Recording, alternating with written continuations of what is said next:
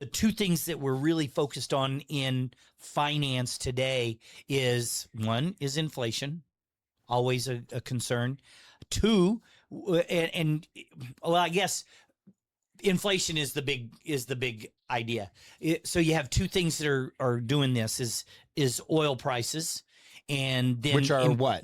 Well, today the oil prices have gone up. Yes. Not tremendously. No, but they have. But they're as we came into causes concern. this, Yes. as we came into this, we were a little bit over $81 a barrel, and we had gotten down as far as 67 and some change. So oil prices have kind of jumped back up, and I think it's temporary. But so you have the oil prices, which it is definitely inflationary, and then you have the idea of, well, what about employment numbers? Because that's the number one inflationary number for employers, is my cost of employees.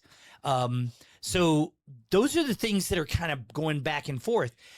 This week, we saw both what's called the Consumer Price Index and the Producer Price Index, CPI and PPI. And those are really big indicators of inflation. Well, both of those came in very low. Well, came in cooler than what we expected. So, so this idea that, well, wait a minute, inflation is kind of heading back down.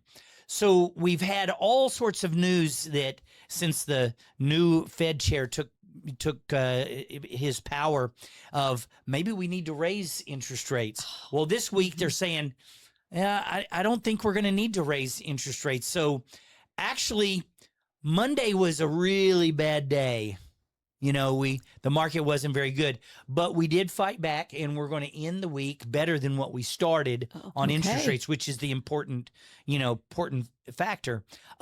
So we still are watching oil prices. We're watching, inflationary numbers due to employment. So it's been this. I think almost every other week we're ending the week worse. Oh, we're ending the week better than what we were. So it's been a yo-yo. We're going to continue to fight this as long as we still continue the problem in Iran.